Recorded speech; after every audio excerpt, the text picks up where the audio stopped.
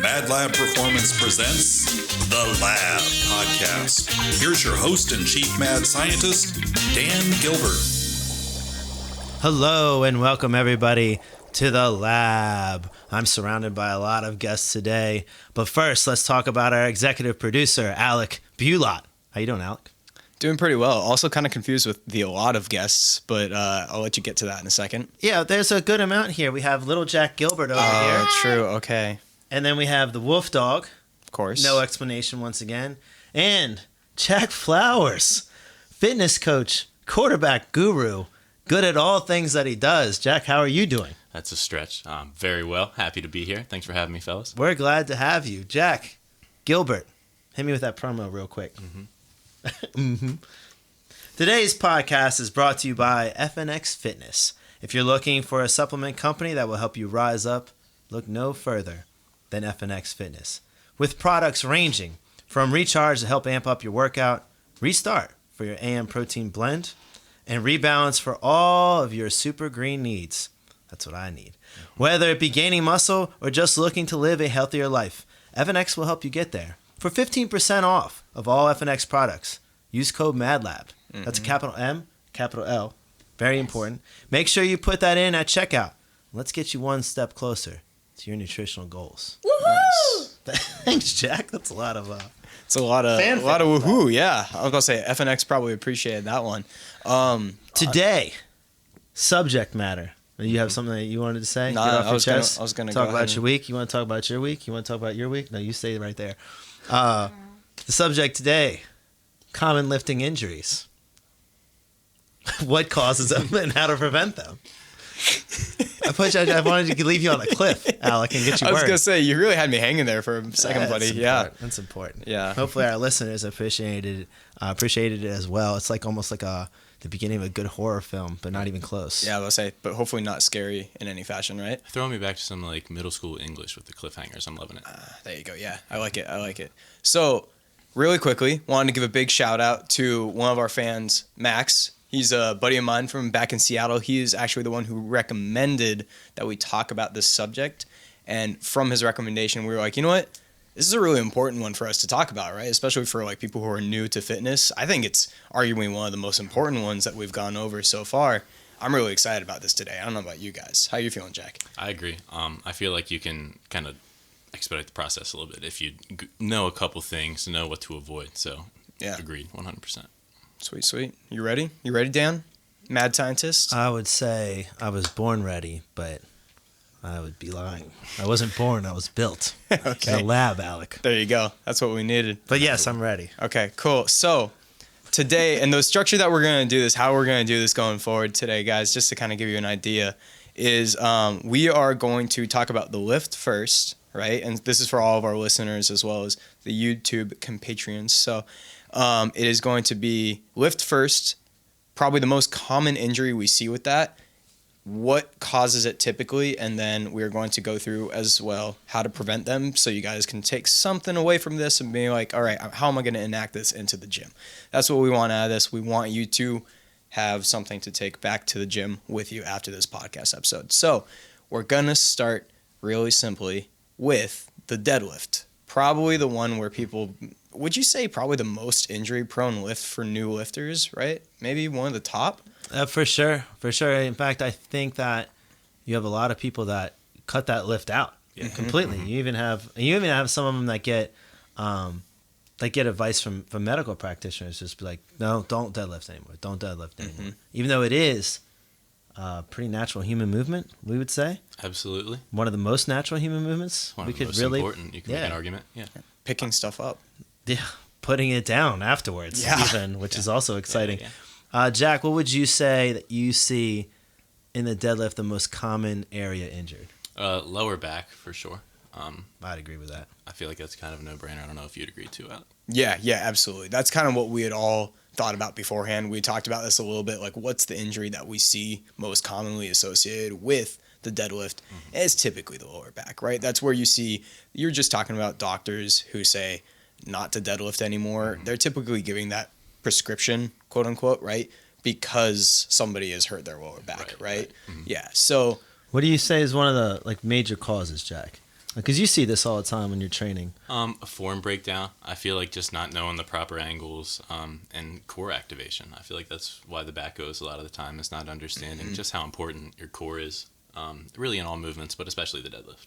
Yeah, I mean, the core is supposed to stabilize that lumbar spine. For sure. In extreme cases, you see some wild, like, woolly mammoth rounding of the back. I don't know if woolly mammoths round their back at all. Turtle shell, maybe. Turtle Yeah. shell might be a better analogy, but I just really wanted to get the woolly mammoth a shout out into the pod here.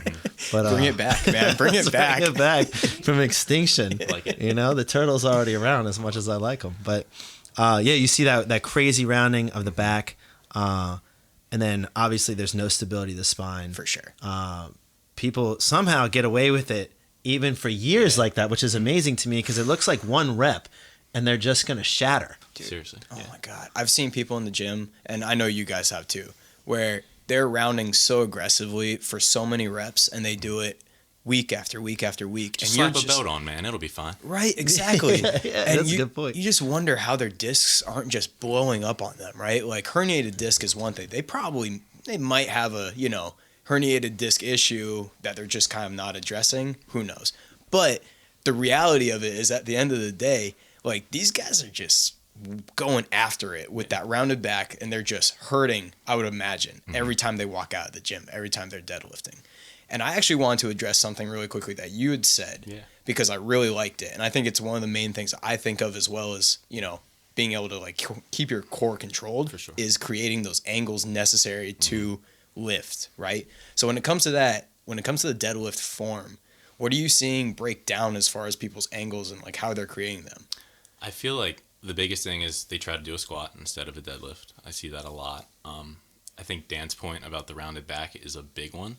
I see it all the time, especially in the younger kids that I work with. That's a big one, just not being able to retract their shoulders. But I feel like the whole hip hinge movement, just generally, I know at least in my lifting journey, understanding the body biomechanically and the stick figure drawings were huge to understand angles. So I feel like starting there is the best way to go about it. Kind of get a conceptual understanding of the angles and stuff like that. Definitely helps out. I think one of the ways that I love the stick figure drawings, and what Jack's talking about is literally a stick figure drawing showing angles that you're supposed to have while doing certain lifts. And it sounds super simple, and it is, and that's why it's easy to understand. Yeah. And I feel like that's an important thing to look at. The other thing that happens, the people that, for those of you that end up lifting with a rounded back, I think that a lot of people don't actually know. Because we've trained a lot of people, and you're like, all right, now straighten your back, and then they're like, chill, and then you're like, no, straighten your back, and they're like, what? And like, I don't know why you would turn, but it happens because they don't actually know. It's not their fault. Yeah, control. So having like, if you're gonna deadlift, especially if you're gonna do it early on, obviously do something light, but then look at yourself before you lift anything. Like have an idea of what it's supposed to look like. Whether it's stick figure drawing or you see a video or whatever it is with proper angles, and then look at yourself in the mirror. Like I would set up the bar sideways to a mirror so that you can look over and then see your back, and then you can start adjusting, and then you can understand what it is to have like a straight back, a supported lumbar spine, right? And even if you don't have a mirror, I feel like you can videotape yourself, and then just like sports, it's kind of watching film. You can pick stuff apart and even like draw on the videos and stuff to perfect those angles. Yeah, exactly. I think angles. I'd like to like go on to angles even more so because you have some people. I think that if you're parallel to the floor, for most people, that's going to be a really tough angle to get core involvement. With your back, you're saying? Yeah. So, and it just depends on like what angle is in your hips, right? Yeah. So if you're like if you have a really small angle in the hips or a large angle, whatever, like if lower in degrees or just like more of an angle, so whichever way that you want to go with that, in your hips, then core involvement becomes difficult. And you see that with people with longer legs and then possibly shorter arms, right? Like I'm the opposite case. I have like super long monkey arms, so I don't have a problem with hinging that way. But then you also have these people with longer legs that are going down into that position. The hips are so hinged that it's tough for them to get core involvement, but they feel like they have to pull off the floor. Right. If that's the case, you do not need to do that. You just need the angle of your hips to be correct, and then you want to be able to get hip extension without using a ton of your lower back, right? Your core should support that movement. Your hips, like your glutes and your hamstrings, should help push your hips forward and extend your hips, and then come out of that. So if you need to elevate a little bit, I think that's a good thing to do, especially if you're elementary in it and you can't keep a flat back, regardless of your limb length, right? Yeah, I'd say before switching to something like sumo, or I feel like a lot of people, the instant fix to that is let's just change the movement entirely instead of working to get better at the movement itself. That's a really good point, actually. And I think that's where people, once again, common misunderstandings, right, is that like they aren't getting the same activation lifting off of like, you know, they have their bar set up on a bit of a platform, right? They think, oh, this isn't doing as much for me. That's just not true,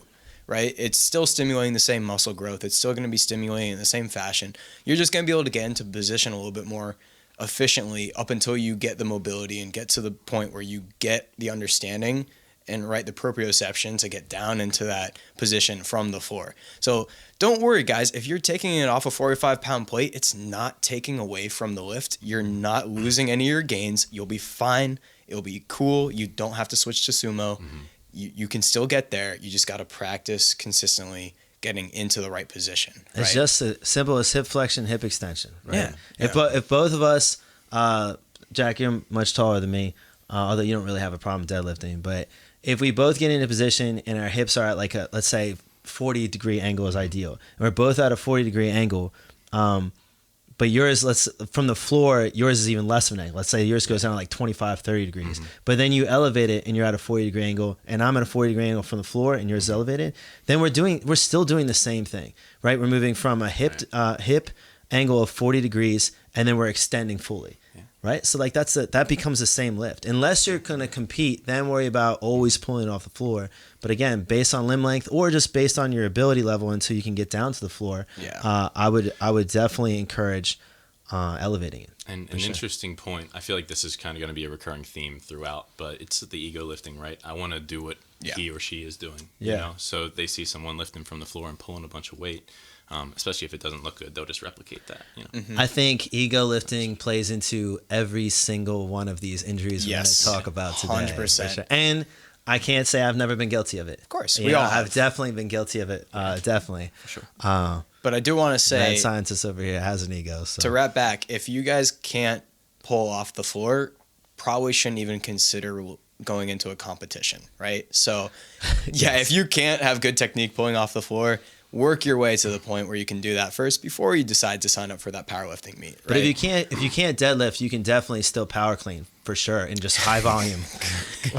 Okay. We see that all the time. People are like, I can't deadlift because of my back, but then I'm gonna go do like all these power cleans. I'm like, well, wait, I don't understand how that works. We don't need to work into that too much because I could go on a 2-hour-long tangent about that. I was about to say when it comes. Please, if you can't deadlift properly, please do not power clean. Yes. Your deadlift form better be really perfect before you even entertain the thought of power cleaning. So I am just joking. I don't want anybody to take this and be like, oh, Dan said I should do this. I'm going to clip that part specifically and be like, Dan Gilbert, proponent of 45 power cleans if you can't deadlift. News, Dan Gilbert sued.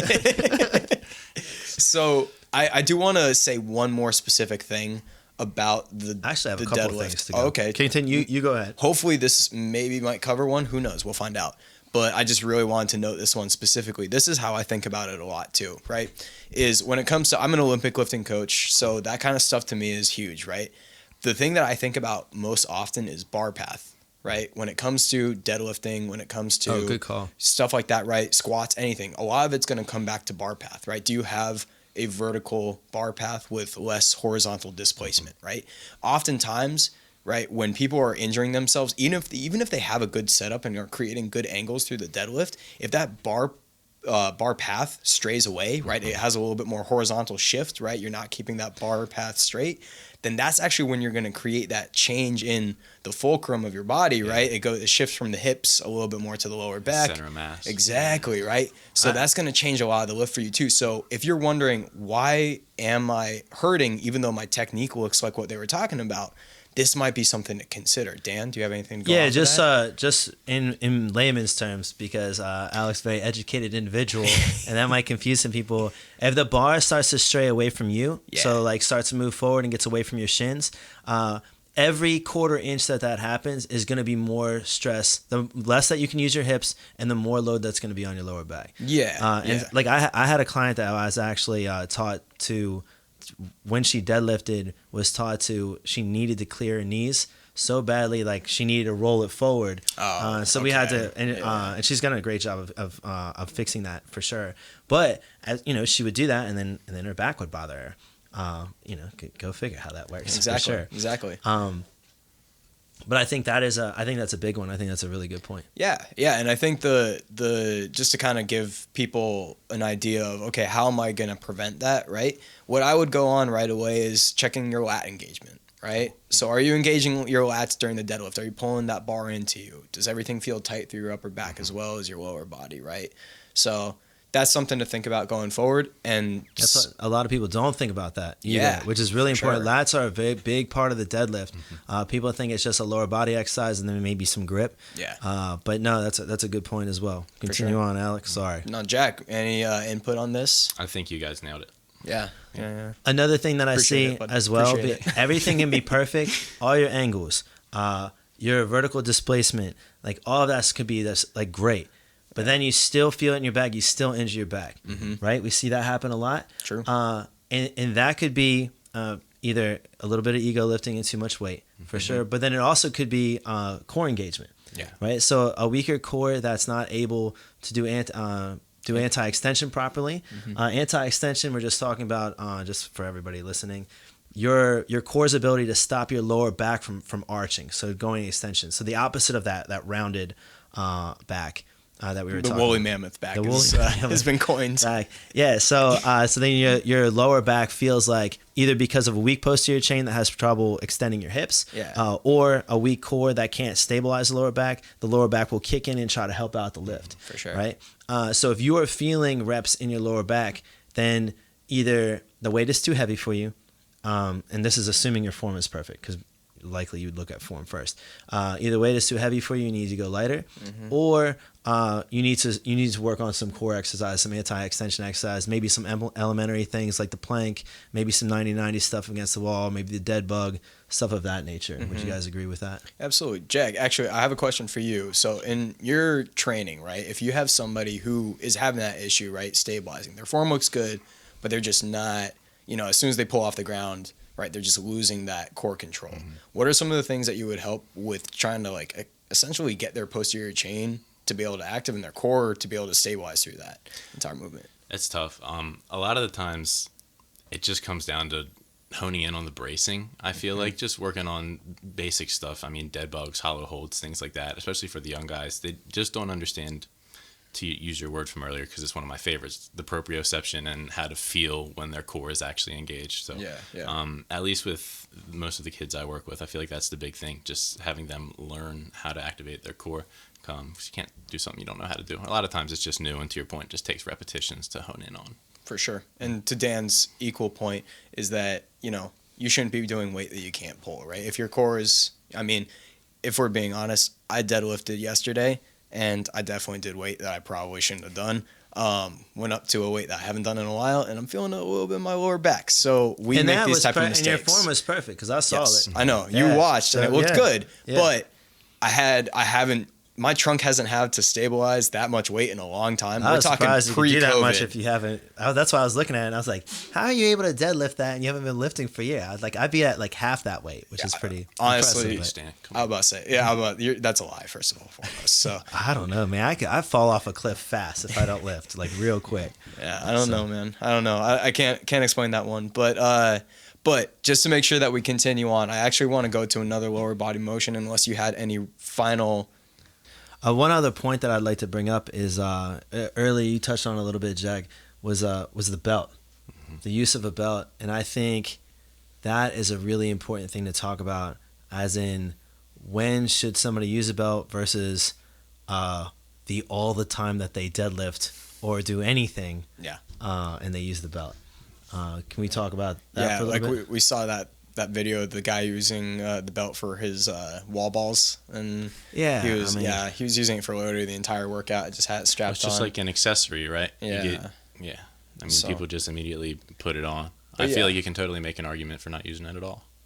Yeah, and I think the thing is it's an understanding of what the actual belt does, right? Like, so if you guys were to frame up like what does the belt do, right? It's a piece of, well, fabric, leather, whatever, actual piece of article of, do we want to call it clothing? Just accessory. Accessory right? is Yeah, the word accessory. I was trying to say earlier. Yeah. Okay, there we go. So that helps with abdominal pressure. Exactly. Right? Yeah. Which is what you need to stabilize your core. Mm-hmm. Yeah. So I can see it in like a competition atmosphere. So if something allows belts and the competition is going to use it, then you should be familiar with a belt. And every once in a while when you're max lifting, you should use your belt, right? For somebody that is just trying to gain strength, it's tough for me to say that they should ever use a belt because I want them to be able to create that pressure themselves, especially an athlete, right? They're not going to be running around with a belt on in their sport, so you shouldn't be wearing a belt while you're lifting, right? And in the case that we were looking at that video, you should definitely not use a belt if you're conditioning. So if you're using a lift for conditioning, I don't know why you would have a belt on. It's when you're going for like one, like a single, a double, maybe like a really heavy triple. You could argue every once in a while if you're trying to, set your own personal record or whatever. But it should be, there should be spots that you pick and choose that. For sure. I think it definitely depends on the goal, right? But I feel like overarchingly there are still seldom occasions where, to your point, where you'd recommend it like when it's a max lift and, you're training for maximum strength, for example. Yeah. Even in competition, if you're training for a competition, you're probably wearing a belt. I don't know. I would say like less than 10% of your lifts. Oh, for sure. Right? For sure. Because you still want to be able to develop that core. The problem is people wear that all the time. Their legs start to get stronger. Their body starts to get stronger. But their core does not catch up, and they probably won't hurt themselves lifting, but they'll probably hurt themselves moving outside of the gym. Or forget your belt one time. Yeah, or forget your belt one time and like, and you're like, I should have had my belt. And you're like, well, you shouldn't really have, this kind of caused it. So yeah, if you're about to max out and you forgot your belt, maybe just max out a different day. Reconsider. Or maybe just go down and work on some technique stuff. Or just use your shirt and tie it around, and that way that you're also like shirtless and impressive too. Don't do that either. So take some of the stuff that I say with a grain of salt. That's important too. So maybe like a pirate. The fun part, Mike Hamilton. Yeah. There we go. Good job, Steve the Pirate over there.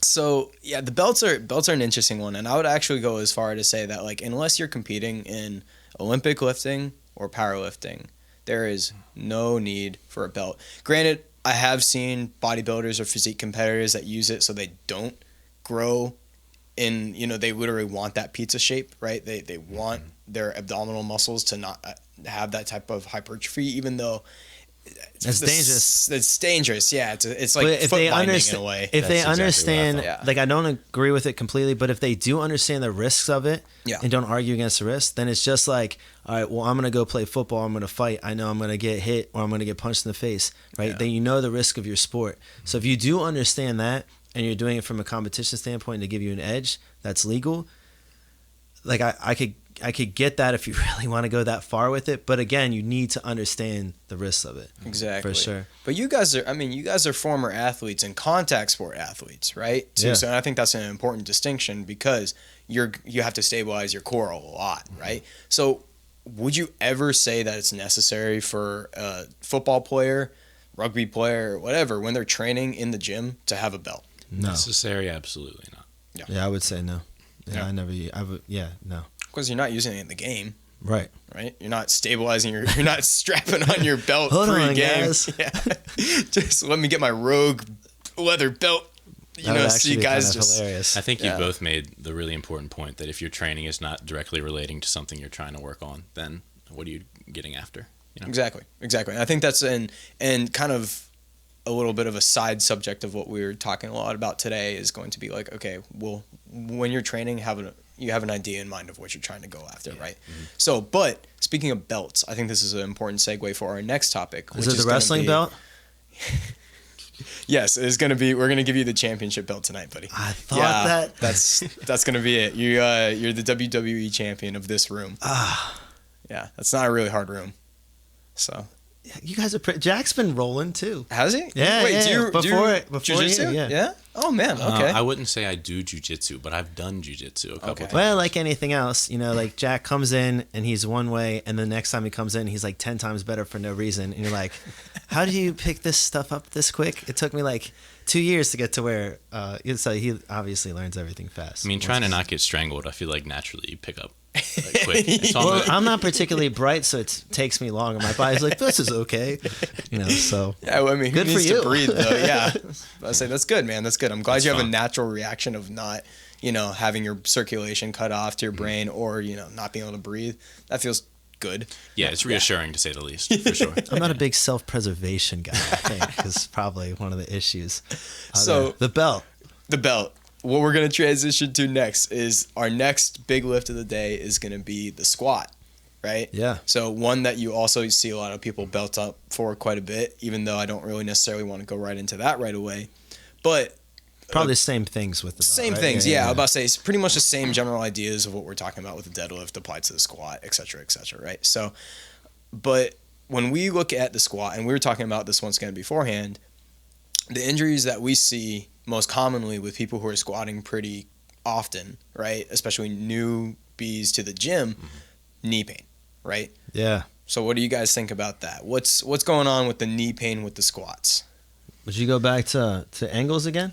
Of course. I feel like that's the easiest way to go, especially ankles too. I feel like for some reason wrists and ankles are just kind of distant and often forgot about. I feel like it's also a common injury in athletics is rolling ankles, not quite in lifting necessarily, but I feel like a lot of people just don't have very mobile ankles, and that's super evident in a lot of people's squats. And if they don't have the ability to create an angle or the correct angle in their ankle, then they're going to make up for it somewhere else, and namely the knee. Right. So then you see a lot of knee instability. So knees have to shoot forward or they start to cave in. You also see some foot instability, which can cause the knee to do more things as well. So yeah, ankle mobility causes a lot of the knee problems on the squat, I would say. Yeah, it's definitely a major one. Yeah, I think it's interesting because when you're not able to create the angle with the ankle, and I think I mean, that's the big one that I would have brought out as well too, is if you don't have ankles that are mobile enough for you to get into the position, I always kind of go back to that bar path mentality, right? Like if your bar path is straying away for some reason or another, or if you're looking at it from a front view and you're watching those knees, the toes pull out and the knees cave in, right? That's going to cause a lot of knee pain in different ways, right? Like, so you see, I'm going to go a little sciencey for a second. So Dan, if you want to do the same thing that you did beforehand and just kind of layman's term it for Cliff everybody. notes. Exactly.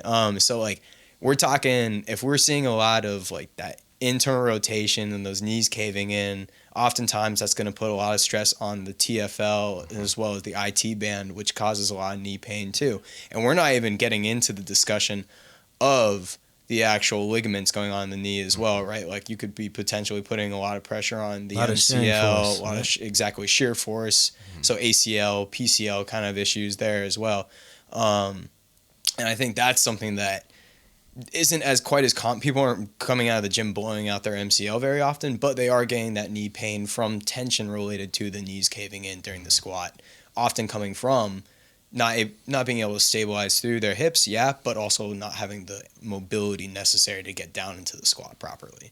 Would you guys agree? I would agree with that. So like we said, ankles need to be very mobile, and so do hips. And knees are meant to be stable. So if the hips aren't mobile and the ankles aren't mobile, then you're going to try to make up the angle and the mobility with your knees, and then the knees have to have an unnecessary load on it. And the more that you do that, the more issues you're going to have. And then all of a sudden, we have knee pain for a variety of different factors, whether it be like tight IT band or it's a patella. Where are you going? She just spat. I'll say Wolf Dog's ready. I don't think the Wolf Dog has ever moved in a podcast. No, she's always slept. This is entire time. groundbreaking. Welcome. I'll say enough for us to pause what you were talking about. Let's keep moving up the kinetic chain. Yeah, I was gonna say sorry. So kinetic chain, go ahead. Yeah. So then, where was I with this? You're just talking. Well, what I was thinking is getting into hips a little bit. You talked about how ankles. Oh yeah, so the IT, whether it's the IT band causing an issue, or it's some quadricep imbalance and the patella is not sitting correctly, and then causing some pain, and then people are like, oh, it's arthritis, and people are like, oh, it's bursitis, and you're like, well, these things are just not lining up, or we just need to make this mobile and this stable, and we'll be good. Yeah, you know? Yeah, it's kind of interesting. You see that a lot. You see a lot of people going to arthritis quite a bit. Not to touch on subjects that we've already talked about a lot, but you do hear a lot of people they assume inflammation, pain through their knee right away. They're like, oh, it's arthritis. And I'm just like, that might not necessarily be true. I'm not a doctor. I can't tell you for sure. I can't even look to see. Well, they could get arthritis just from displacement of the patella, right? That's that could true, cause yeah. inflammation there. Yeah. But I think that when a lot of people think of osteoarthritis, they immediately jump to, I'm just getting old and my body's wearing down. Yeah. Which is, maybe it's started wearing down because you've just been in a bad position for a long time. Mm-hmm. Thanks, Wolf Dog. She agrees with me, I think. I have no idea. Never seen her lick. I've never seen her look at anybody. I don't know. She's before. Like really. The squatting has like messed up her knees. I think she does have a torn ACL, by the way. So I think maybe it's like near and dear to her heart. Not recently. She's had one for years before I got her. I think. So we think that's true anyway. The best part about this is our YouTube subscribers are gonna love this. Our podcast subscribers are gonna be like, "Who is Wolf Dog?" Yeah. Like I have no idea what's going on. Wolf Dog here. is a little white dog that is currently licking my ankle. So I don't know what's happening. Just trying to make it a little more mobile for you. I can use it. That's the left one, so I definitely need it there. That was an ankle I like destroyed playing rugby. Yeah. Continuing on through, as you were talking about, through the kinetic chain, let's go back to the hips a little bit, because we talked about ankles, right? And I want to get back a little bit to ankles in a second to talk about how to prevent the injury, aka how to start mobilizing your ankle a little bit, right? But let's talk about hips first. What do you think when it comes to the hips? What are you going to look at as far as helping prevent any type of injury because of a lack of hip mobility? I feel like, it's just so common in society today, right? I don't know the percentages at all, but I feel like they got to be up there, right? Like most people sit all day, so I feel like there's a lot of undoing to be done. I don't know if that's the right way to look at it necessarily, but even just spending more time in hip extension, I feel like generally throughout the day can be really, really beneficial. Yeah, absolutely. But by the way, hip flexion is like if you're seated, like the angle of your hips. Yeah, like our hips hip are flexed extension right would be now. like you being like standing up. You could extend your hips while laying down and stuff too, but just for an easy way to think of it, for sure. Continue with what you were saying. Jack Flowers, quarterback guru, fitness coach, knower of all things. I wish. That's really what I was getting at, though. I feel like there's all sorts of homework and stuff you can do throughout the day, but I feel like that's a big one. Just not quite being sat down so much, standing when you can. It can help a lot. It's something really simple. But. I think with what you were saying, like hip flexor complex gets really tight, right? Like, one of the hip flexors we were talking about that TFL where the IT band comes off of. So hip flexor complex gets tight. The hip flexor complex gets tight. Then it's harder to create angles in your hips, right? So then again, you have to create angles with your knees, but also it makes anything that extends the hip more difficult to use. So your glutes, your hamstrings, they're more difficult to activate. So then instead of using those muscles, then you're going to start to try to make sure that instead you're putting weight on the bones. So you have people that start to lean forward because of that, just because of sheer weight. Yeah. And I think another issue, I like when you were talking about the bar, so I want you to talk about that again, Alec. Like where the bar should be placed if somebody's doing a barbell squat. A lot of people have no idea, and they immediately go, oh, I should squat. I see the barbell back squat done all the time. I should go do that before they're even close to ready for it. Oh, for sure, man. I could go on about this. Talk about bar path for man. a while. I think that's too. a good one. So I think here's the thing too is like with my clients, obviously, and this is most trainers would probably agree with this. Like we're not putting a bar on their back for a while, right? Until they're squatting effectively. First with body weight. They have to have a sick body weight squat. Sick body weight squat. Like we're talking real sexy body weight. Two squat. eyes, Perfection. maybe three. Yeah. That's sickness. Sick, bro.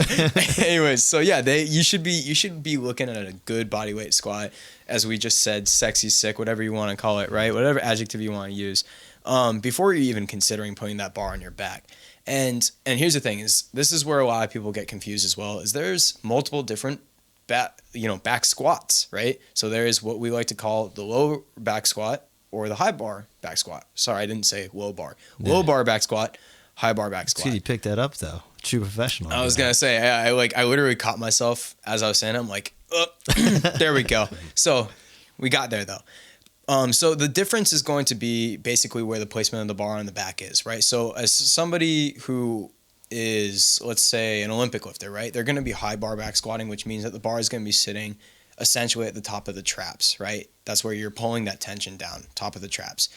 Powerlifters, often you'll see low bar back squats, and typically high bar back squats, and sorry, I should have specified, low bar back squats are going to be sitting a little bit lower in your traps, and they're going to be resting across your posterior delts, right? So essentially the backs of the balls of your shoulders, that's where the bar should be kind of resting, right? You should still be able to create that tension.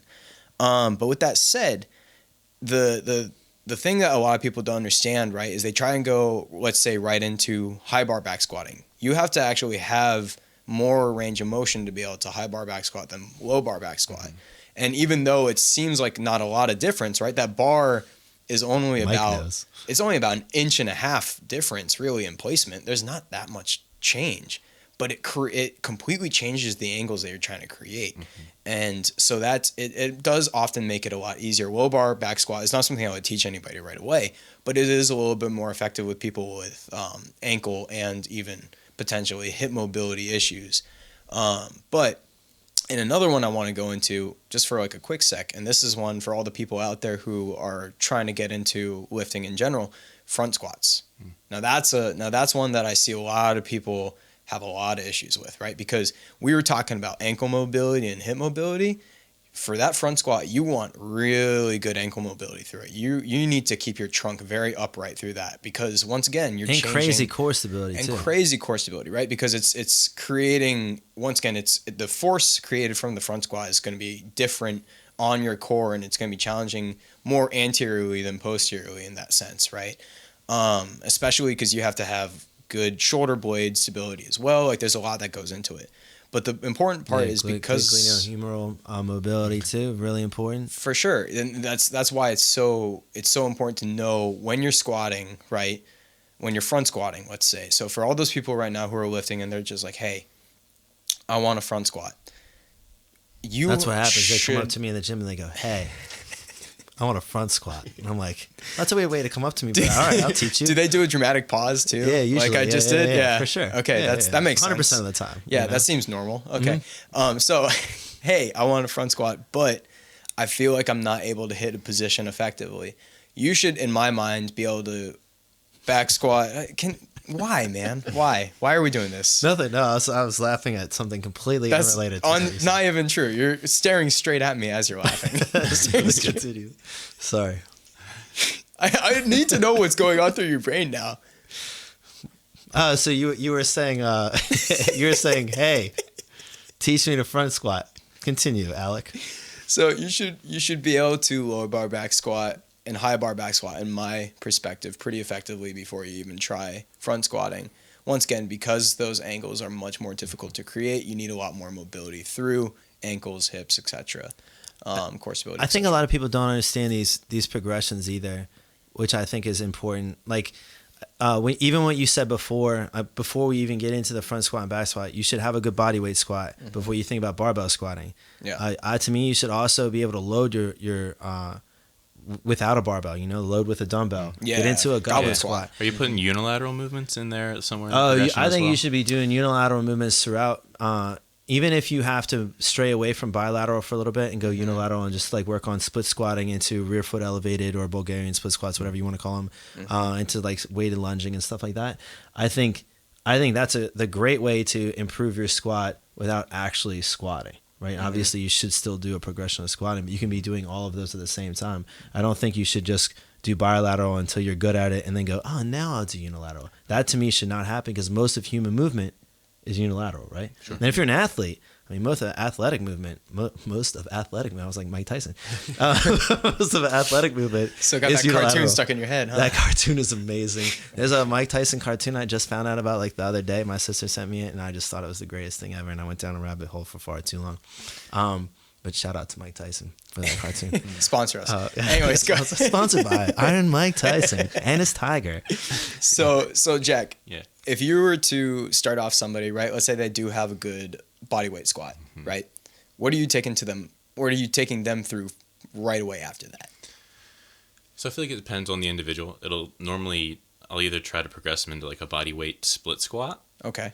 Or you try to load that body weight squat with either dumbbell or kettlebell or something in a goblet squat. I think you Those do are normally both, the too. first two. Yeah, You know? yeah. And Yeah, that was kind of a question I had for you was, I guess, where do you put the unilateral movements in the general progression? Like, say someone has a good body weight squat. Is there any sort of ABC progression I would say strict? before they have a good body weight squat, I still try to get them into unilateral progressions, right? So I might do a supported split squat, where either I support them or they're supported by a box or a TRX strap or something like that. Because again, the unilateral movement is so important. I might even have somebody that has knee pain or something, and I don't even want the full range of motion. I want them to just like slowly start sitting into half of the motion and coming up so that they can get a little bit of a stretch reflex from it, and then they can start to train their body into the movement pattern, right? So even on that limited end, I'm still there, right? I'm still in a progression for unilateral. So I think that's really, really, really, really important. Yeah, it's big. I mean, and also, like, I feel like people discount the ability of unilateral stuff to still work on the same angles that you're trying to get to, right?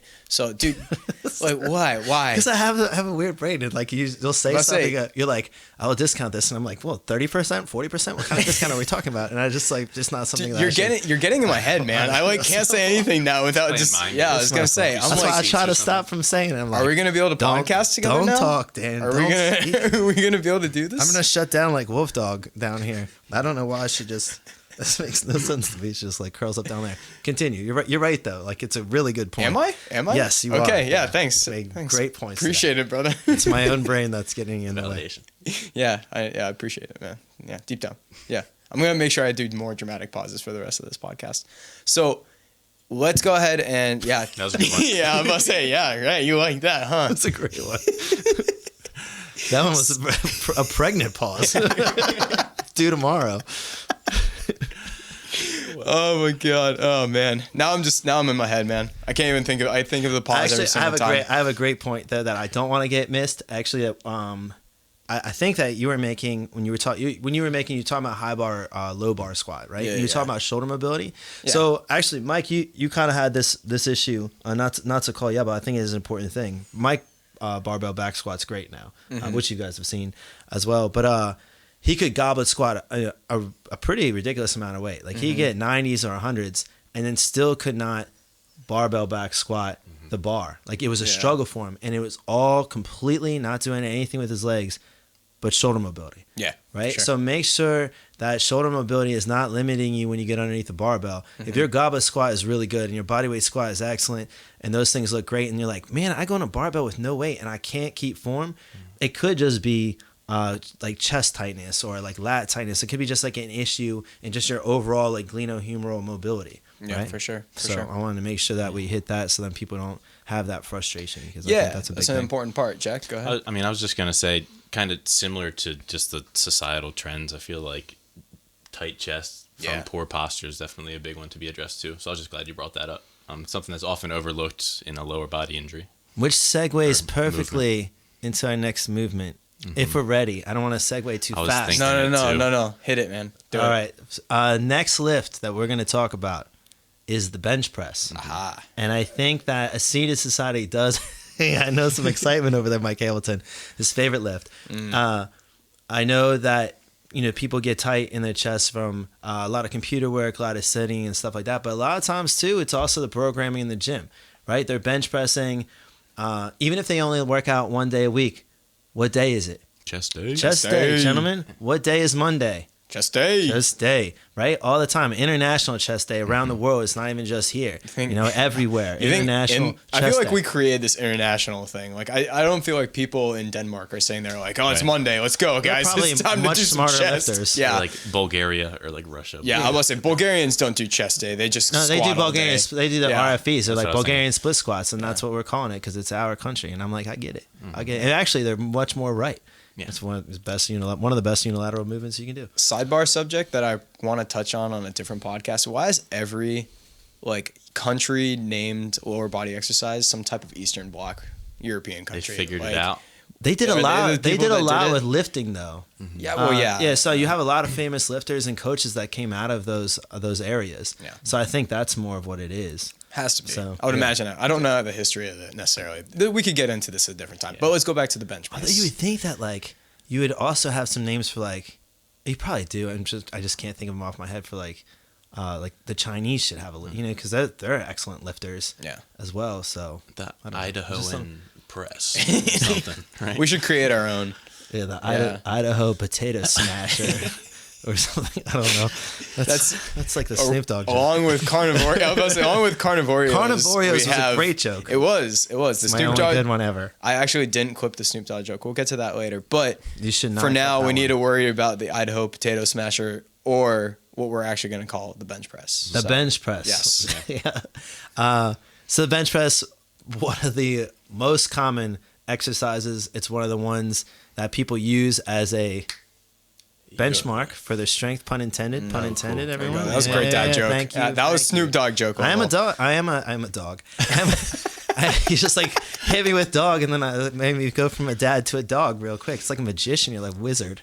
Crepitus, the games. wizard. You're a wizard, Harry. Only one person. But but it's also like a big way for people to measure their strength, right? So like almost so many people measure their strength just off of the bench press, even though it may or may not be the most relatable lift to almost anything that we do in real life. Yeah. But it's a big one, and I think the number one pain that we hear about from bench pressing is what, Jack Flowers? Shoulder pain. Shoulder pain. Definitely. And I feel like I said it would be a common theme throughout, but maybe most prevalent in this one, just hitting on the Monday as chest day. It's a big time ego lift. I mean, why do people go to bench press? Because they want to see if they can bench press as much as their homie, Yeah. And that just leads to a lot of problem. Yeah, absolutely, man. And so when we talk about shoulder pain, right? Because that's kind of broad. What are you seeing most commonly with shoulder pain?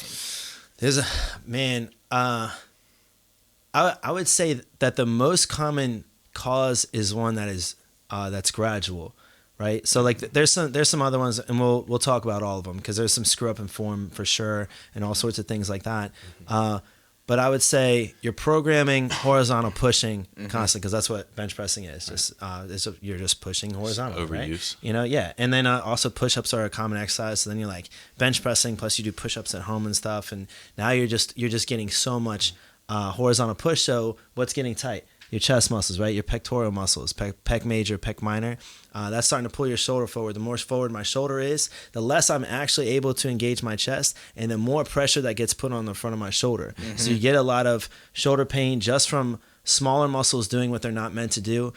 Also, you get some impingement, and you're loading that impingement, and that's causing a problem. And then you start to get rotator cuff injuries. You start to get bicep tendon injuries, because the biceps tendon goes right through there. And like, how did I hurt my biceps tendon bench pressing? Well, that's how, right? You're just putting the impingement, and then just putting all that pressure consistently in volume with weight, especially if you're ego lifting.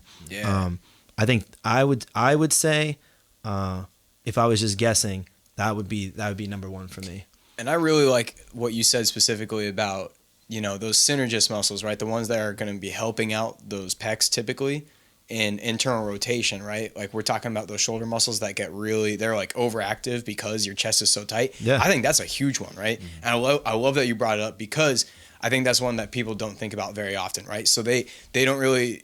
So just to give everybody kind of an idea, is when your pecs are really tight and when your muscles are really shortened, right? That's going to actually make it harder for the contraction of the muscle to happen, right? That what a lot of people don't understand with this, what is called a length tension relationship, right?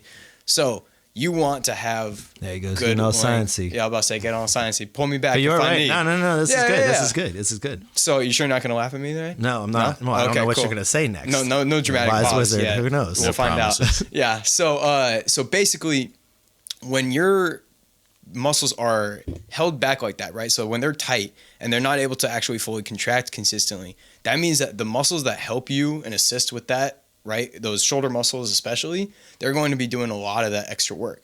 And so you're putting a lot of pressure on those internal rotator, and with rotator cuff injuries as well, you're going to be putting more pressure through those than you normally would. So, and that's just an overuse thing, right? And also a ridiculous thing to think about, if there was no way to hurt your shoulder. So like if we took shoulder pain completely out of it, if your shoulder starts rotating forward, it gets harder and harder again to use your actual pec muscle, so it gets harder to grow them. Plus, it looks more and more like you have a sunken chest, and then you're bench pressing more and more, and you don't understand why you're not getting the chest that you want, nor why you're reaching the weight that you want on the bench press. Why you're in pain. That's why. Yeah, exactly. Right? Even if we took pain out of the equation. So like if you're just like, I don't care about pain, and like not self-preservation, just like maybe me, that would be a good reason also not to do it. Although I think that pain would be a good one, but we all don't have the same brain. Just as an ex-thrower, that rotator cuff point definitely hits home. I feel like something I saw playing football, like in the weight room there, trying to, like on max out days, trying to hit numbers, or going for like a 225 max out test or something like that. A lot of people will start incorporating their back into it. I don't know if that's something you all see as well, but especially just people trying to put up numbers in the gym will oftentimes compromise on the form and bend the back. So not to get off of the shoulder. I just wanted to make sure to bring that one up too. Yeah, you'll see an overarching in the back. I think that it comes from competition, not to get on a whole, but I do think this is a cool thing to address. I think it comes from competition. You're allowed to arch your back to a certain amount, but you're not allowed to bring your butt off of the bench. And you see that happening a lot. And then you're like, you are now bridging and you're arching and you're bench pressing, which is kind of impressive, but also super inefficient and very dangerous as well. I think there's a lot of people that have core instability, like we were talking about with the deadlift and stuff. If you have core instability and that's your major weakness, then I don't think you should arch at all in the bench press until you fix that. Once you fix that core, because then that'll also help you, like every lift you do, if you focus on core stability and not arch in the back, then that'll give you more and more core stability. And then later on, you can start incorporating a little bit of a natural arch into some of the things that you do. Because we had somebody that we helped fix their hip pain because of their core instability, doing almost everything that way. So it does work, and it is something to think about. But that's a good point. It's contingent on goals and what you're trying to do, right? I mean, similar. It brings me back to the belt argument. I mean, if that's that what you're exercise gets belted. People belt up before they bench. That does happen. Right. And to your point, maybe if it's a power lifter going for the most or trying to set a state record or something, it might make sense for him to throw on a belt in that instance. But the vast majority of the times, and for the vast majority of people, 50-year-old dads are getting in there doing 10 reps with a belt. I'm just if anything, it's hurting you. It's not doing anything. For sure. Another thing I see shoulder-wise, I see just like your humerus angle, right? People are way up here. From this position, this is really dangerous for your shoulder, right? This 90-degree angle here, that's a problem, right? So I need to be a little more in so that I have more stability. Even like a lot of people don't think about when they press, their bicep is supposed to also help stabilize the shoulder. From here, it can't do a whole lot from here, so you don't even get that. Let alone your rotator cuff muscles in general, you're overloading this way. It's also harder to get lat engagement up here. Also, if you never move from this position, your chest does abduct your humerus, so it brings it down. So you should have a little bit of movement from there, and you also want to be a little bit in, so you get more chest engagement as well. So if none of that's happening, you're not really using a lot of the muscles you're supposed to, and then you're starting to load weight onto it, plus you're adding volume. That's a recipe for the disaster. Recipe for disaster for the shoulder. There we go. So we've talked a lot about what causes these injuries, right? And like why they happen. But now let's talk a little bit about how to prevent them, right? So going forward, if you guys were to have somebody come to you with this type of issue, right, what would you say would be like the first go-to idea that you would have to be like, okay, this is how we're going to address it? Before we even start addressing that, I'll have one more big thing, and I also want to include the squat into it. Okay, I'm interested. Gentlemen, I have 2 words for you. Smith machine. Okay. Bar path. I didn't realize we were going to get into this one. Yeah, I was going to say, bar path never lies on that, I guess. So the Smith machine, it's always hilarious because people are like, oh, I get shoulder pain when I bench press. I'm like, do you use a Smith machine per chance? Yeah, all the time. All right. That's almost why, but without even looking at anything else.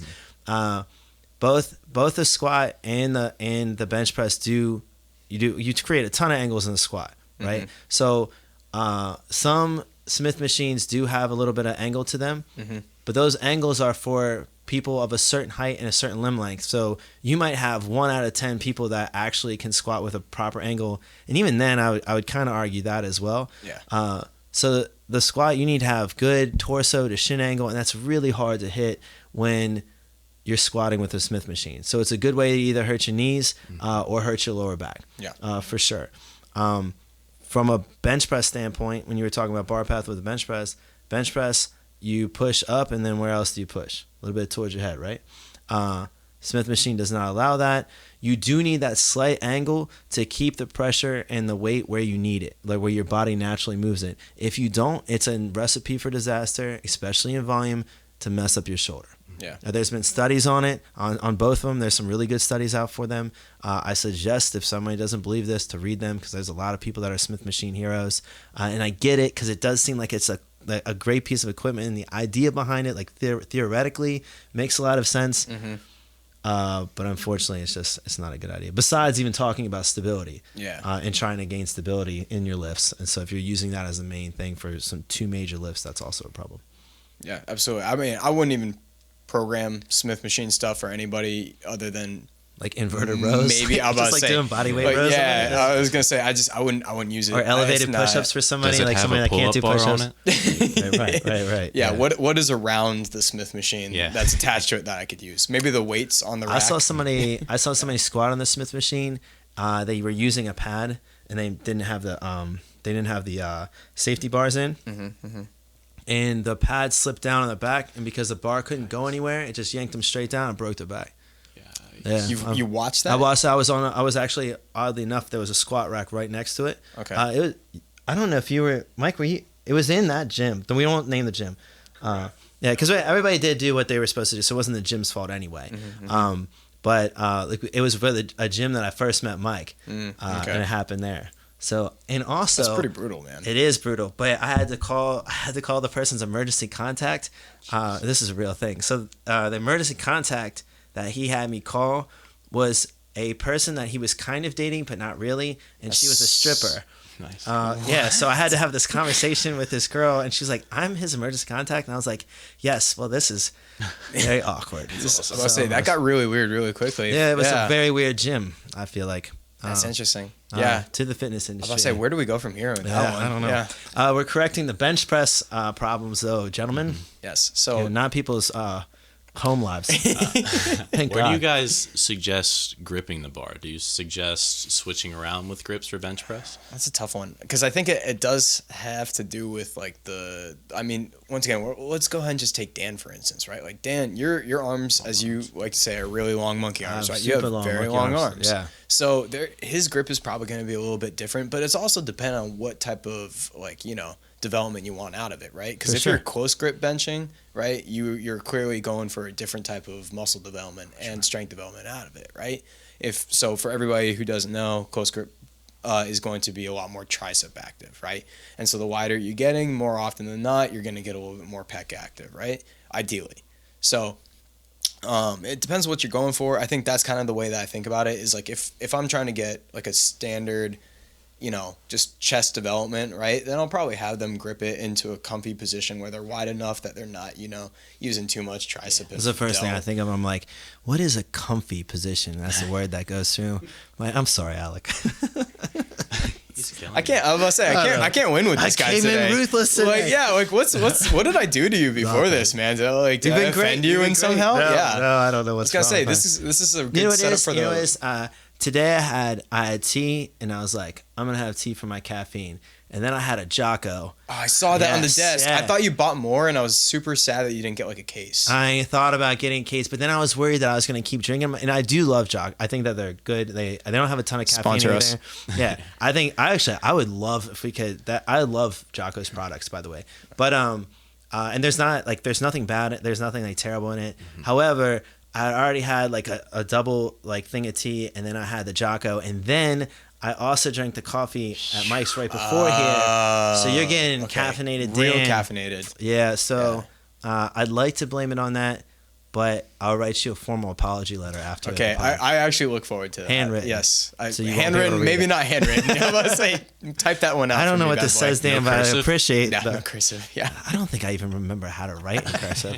Where does the S even come from? Like that thing is just like, it's like a weird boat. Okay, hold on. We're getting really off subject right now. We're really off subject. Jack, way off subject. We appreciate you being here. and we want to know that we're normally a little bit more. Actually, Mike, what would you say? No, we're not. No, we're way not. More Yeah. out of control. This is Yeah. we've been pretty structured. This Have one. you? I'm very Would you proud say of are us. we structured? It Yeah? seemed super structured. Okay, that's coming good. into Okay, it. You that's guys good. were sitting I'm down, very impressed with meeting, us. talking about all the stuff. So Yeah. I don't know. I appreciate the Little Jack tangents. Gilbert It's was fun. helping, but he somehow disappeared, Well, that's which is because- also yeah. impressive. Mm-hmm. I don't know if he has some kind of magic skills. He's been watching Harry Potter, so It's rubbing off. yeah. Yeah. 2 and 2 together. You Gentleman referenced Harry logic. Potter earlier. I did. That's I think why he was. Why is saying all it. this coming together? Like everything. Happy Adam Gilmore. Sandler. Now we're gonna get. We are gonna get We are sponsored by really. movies I was gonna and say TV. we are really getting off subject though. Like for real, for real. Jack, Let's pull it back, Flowers, fix us on the bench press. I'm coming in. I'm having shoulder pain, and you're like, besides looking at what you would with shoulder pain, how are you changing what I'm doing? Well, I want to see what your push-up looks like before you even try to Ooh. do a bench Oh, press. I like that a lot. I Actually, would like to see some sort of elevated push-up, something to train them to tuck their elbows. A lot of people initially getting onto the ground, it's difficult to do a push-up. Like, not everyone can do a push-up. they're like, I can do 20, and like, well, we just saw that you can't really do one, so Yeah. let's start at the drawing board. And that's perfectly fine. I mean, it's not realistic for True. everybody. So, but everyone starts in a different spot, right? So I like to see where they're at from different elevations, kind of taking a little bit of the pressure off of the shoulders and off of the chest, just to make sure they can activate and really, I guess it's pronate, right? Or is it supinate, right? Supinate is this Supinate. way. Pronate is this Right, way. right. Yeah. So I always, my first professor taught me that it's like you're carrying soup. Yeah. Once supinate. But would that Oh, be that is really supination good. How would you carry soup? with the Yeah. humerus? I don't know. Yeah. Anyways, okay, cool. So yeah. So I mean, but that's something that I didn't expect you to say, and I think that's wild and also not at the That's why same we have time. Jack on the pod. Yeah, exactly. Like it's so simple and it's like obvious, but at the same time, I was just like, oh, let's go into 50 billion different things to correct their bench, and then I'm like, oh right, maybe just pull it back to like a basic movement and start looking at their technique through that. Right. That makes a lot of sense. Similar concept to the squat specifically. I mean, with Yeah. hinging, it's obviously a little more difficult because you can't really pick up your own body weight, but it's definitely a lot easier to do. And to your point, I feel like helps develop better proprioception, especially if you just take it slow like that, really understanding what it's supposed to feel like, what angle your elbows are supposed to be at. It's been an easy way for me to get people who are struggling with push-ups into it. For sure, man. For sure. I would also say that like from a programming standpoint, like program maybe a lot more horizontal pull, introduce that into their lives, right? Yeah. We're also, I think that a lot of people don't understand how we're built as human beings. We're very posterior chain dominant creatures, and we need to do posterior dominant movements because we're stronger that way, and we also can handle a lot more volume that way. Right, so a lot of our back muscles can handle a lot more volume than the front of our body, right? Glutes and hamstrings can handle a ton of volume compared to the quads, right? Huge difference right there.